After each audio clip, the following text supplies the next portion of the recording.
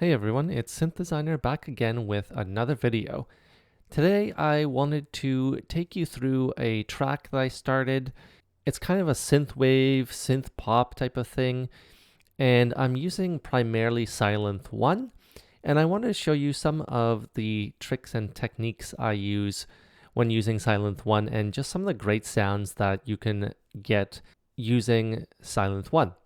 Sylenth 1 has a very kind of distinctive character when it comes to some of its sounds, and I find that it's really great when it comes to synthwave, and it's got a bit of an analog vibe while still maintaining some of the kind of digital character. So let's go through some of these elements, and I'm not going to go into all the details about every single kind of element of each sound, but I really want to kind of give you a general vibe and how I kind of approach using Sylenth 1 in Synthwave. So why don't we just jump right into it? So let's start off by listening to, let's say the first up to about kind of 50-ish bars. Maybe I'll take you through until I get through this little melody section, and then we'll kind of forego the last bit of it because it's kind of similar. And then we'll talk about kind of some of the filtering and some of the automation techniques that I use in the song. Keep in mind, none of this is really mixed yet. As you can see, a lot of these are empty slots. And this is actually one point I want to make. A lot of these sounds work really well together because they really are designed to kind of fit together. I went through all the stock sounds in Sylenth 1 and kind of put together what I felt like are really good sounds for synthwave music and synth pop music. And the thing is, when you choose great sounds, they often work together without a lot of mixing. And that is actually a huge thing that people forget. They try to make and manipulate sounds so that they work together when they really don't.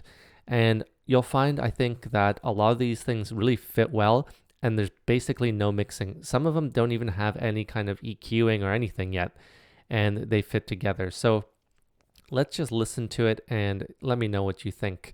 I should mention it's in 128 BPM, so it's an up-tempo song. It's kind of got that dancey vibe to it, and hopefully you like it. So here it goes.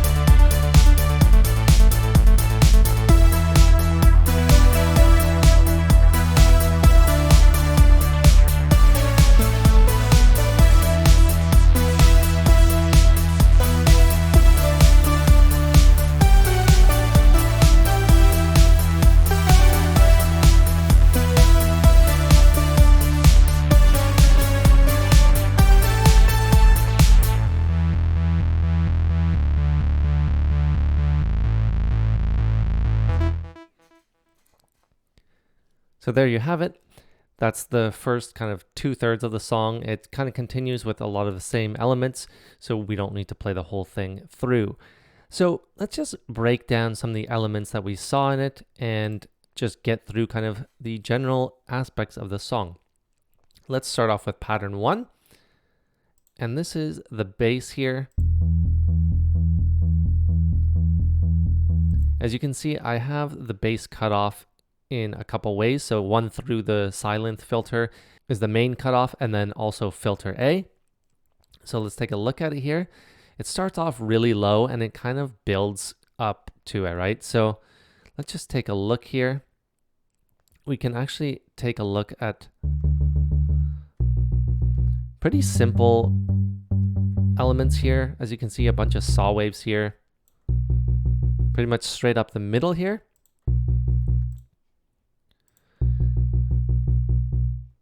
So the cutoff is cut off here, and as you open it up, so you have to be a little careful because then it kind of takes over the sound a little bit. But it's a really great bass sound. And the pattern itself is a very common kind of synthwave pattern that I like to use here and there. It's a kind of jumping of the octaves here, as you see. So the entire pattern, I actually made a 16 bar pattern, which is kind of more unusual these days. It's pretty long and it works really well though still. The thing is, this is based around some of the chords that I use, so it won't be a great indicator of exactly why it's 16 bars, but I'll show you that later. But as you can see here, it's just jumping between E's, between octaves here, and then down to D, A, and then back to E here. Let's just listen to it on its own.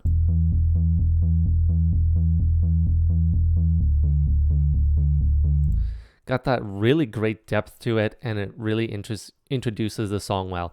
So again, I open up the filter. Why don't we listen to maybe in context here how it sounds in different spots. As you can hear, it's really opening up here.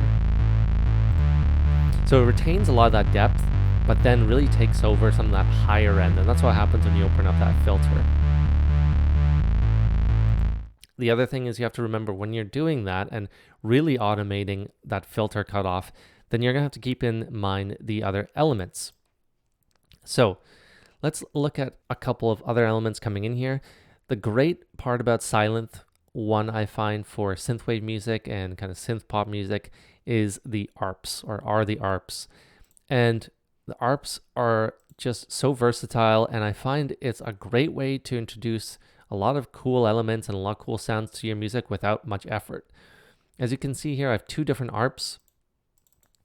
Arp 1 here is pattern 8. Let's just play this through.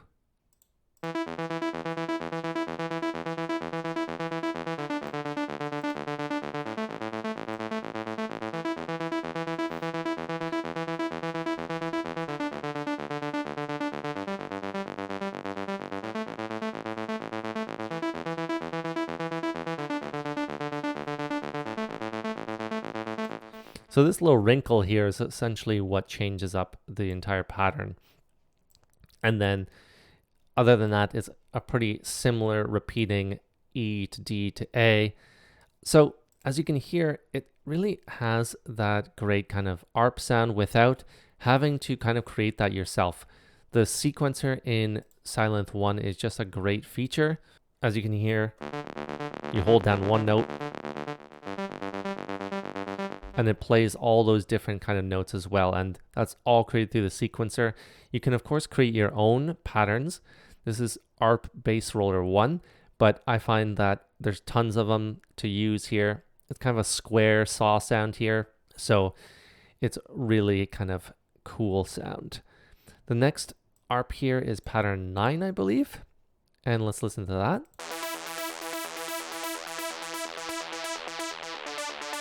This one's a little bit more harsh, utilizing those square waves or those saws. And rather than that kind of steadier ARP that we heard that we just had, this is introducing a lot more different elements here, and it's wider as well. So there are those three elements coming into play here. as you can hear. And again, a lot of automation here to add movement rather than focusing so much on creating all these melodic elements and focusing on creating the chords here. We have these kind of chords built in a lot of ways because they're playing different notes here and there through the arps. And then we're focusing more on creating sounds through automation. Again, I'm just using kind of basic filter automation, filter cutoffs, and kind of playing with them around different times of the song.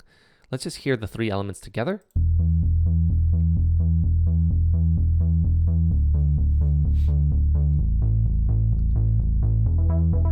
As you can see, I'm introducing them a little bit slower. ARP2 doesn't even come in at all yet. I want to introduce them a little bit slower rather than having that harsh ARP, especially at the beginning.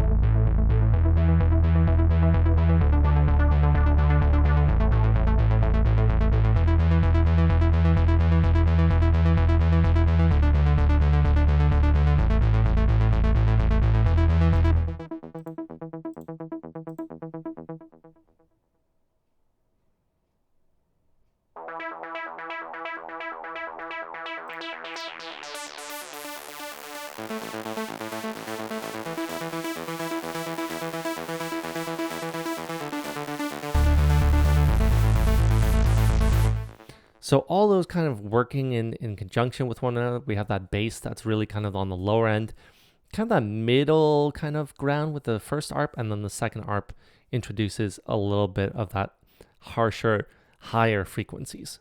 Then of course, what else but another ARP here. And we have pattern 14, so let's listen to that on its own.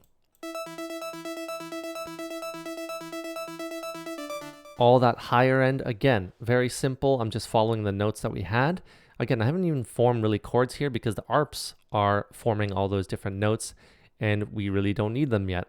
So what do we have here so far? We have just bass and some ARPs here. They're really complementing each other. Let's listen to this part all together here.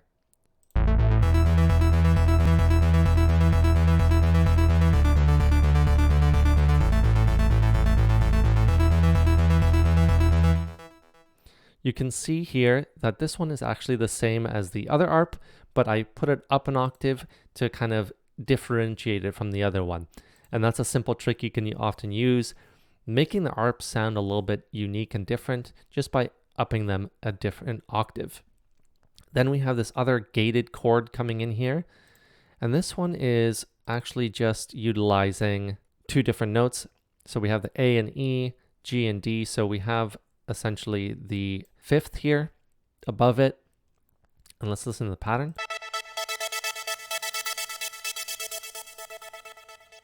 So you can hear, again, we have the GAT G string. This is kind of a gated sound or a gated chord sound. Again, utilizing the sequencer that we have in Sylenth 1. This is just introducing kind of cool elements. I use the first and the fifth, again, because those work really well together. Those are going to be sounding perfectly in harmony. And as you can see here, it's coming in, adding a different kind of element to it.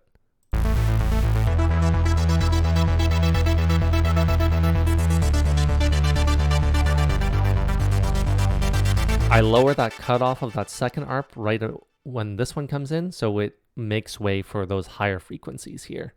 Then of course we have the drums, so let's focus a little bit on those. So the drums here are relatively simple, and you can see I actually introduced them a little bit slowly with the hat volume coming in here. So there's nothing.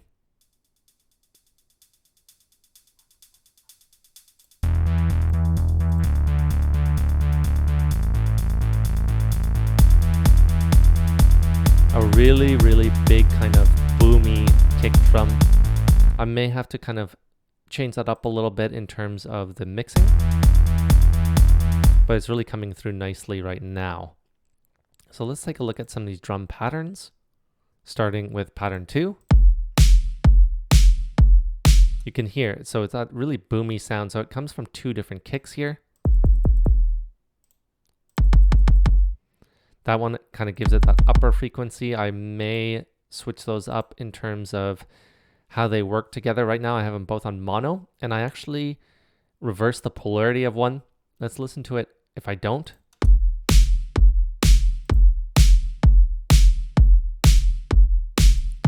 A lot more power when you reverse the polarity. So remember, if you're layering kicks and they don't sound great together, try reversing the polarity of one of them, and you find that it might work quite well.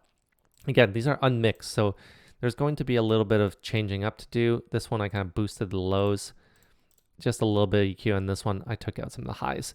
So again, unmixed, we'll have to kind of think of that, but I really wanted kind of a boomier, not necessarily traditional 80s sounding or synthwave sounding kick either. I wanted something really powerful, kind of make that kind of danciness come through, right? It's more of a modern sound.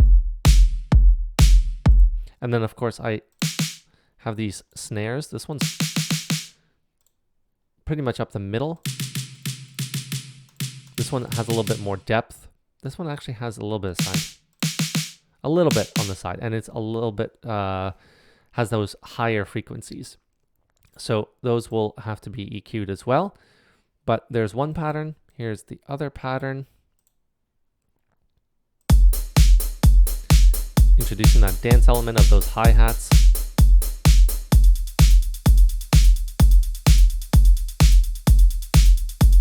These hi-hats here, you can hear, sorry, long buttons.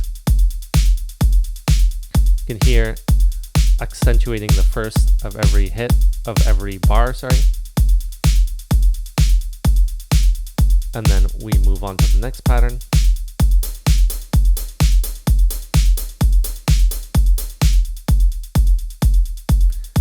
And that's it. So it's really kind of has that boomy kind of kick drum to it. And then we have the hi-hats driving the song forward and those snares as well. I may add some claps here and there, we'll see. But it's kind of a more of a kind of modern dancey sound to it. Next we have pattern 13. We have some a little bit of risers and sweeps. We won't really get into that here. Pattern 13 is this one.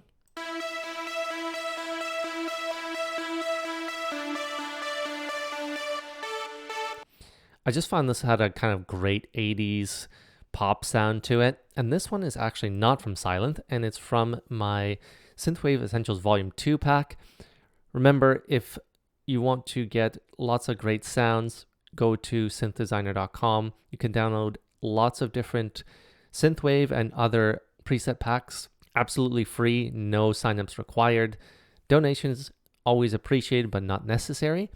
And this is from Synthwave Essentials Volume 2. So let's listen to it on its own again.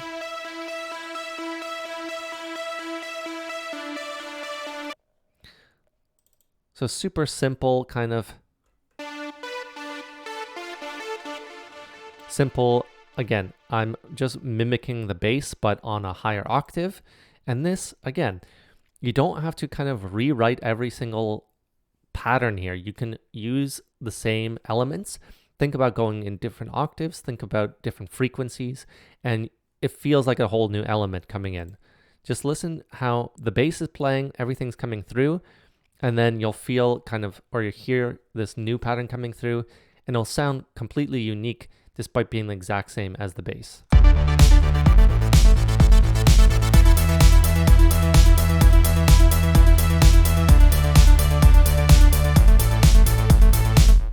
So you can hear that has a lot of kind of airiness to it as well. I really wanted more width all of a sudden in a track that really didn't have much. And this is created from different elements here. Right now, I'm just using the stock elements of Serum, but I might use kind of a bus reverb and delay later on.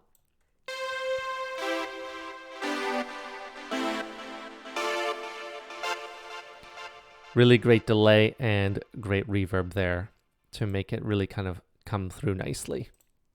Then finally, we're just going to look at this melodic element here. This is not completely finished, I want to say, but it's kind of got the vibes I wanted. So it's 2 layers essentially, or 4 layers in a lot of ways. Both of them are layered with 2 octaves. So pattern 11 here. which is the main sound. Then we have pattern 12, which is a complement to it.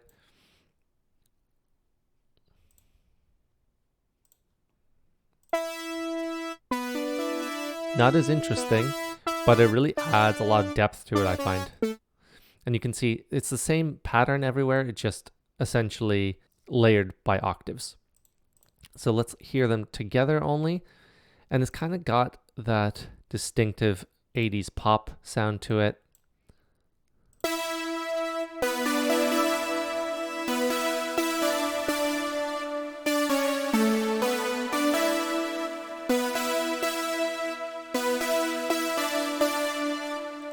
And again, this is through Sylenth here. This is the one element here. And the great thing about Sylenth, great brass sounds.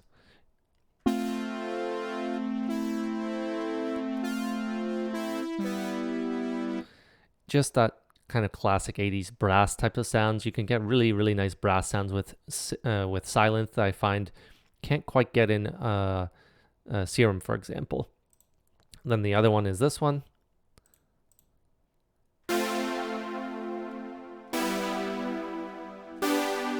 This is a lead actually, technically. But again, another great 80s type of sound here. Just a classic chords here. And they just work so well together, I find. But that's really it for this video. I kind of want to show you some of the elements that I used in this song.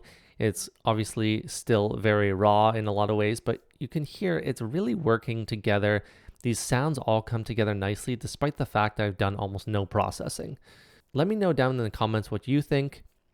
What should I add to this song? Maybe what should I take away? What's the next direction of this song? And do you think I should actually release it as well once it's done? Secondly, what do you think of Sylenth 1? Do you use Sylenth 1 in your music for synthwave and kind of synthpop sounds? And what are your favorite presets if you do? So hopefully you all enjoyed this video, got something out of it, learned a little bit about Sylenth 1 and its kind of strengths, and then hopefully you got some ideas for your own music. And now I'll see you all next time.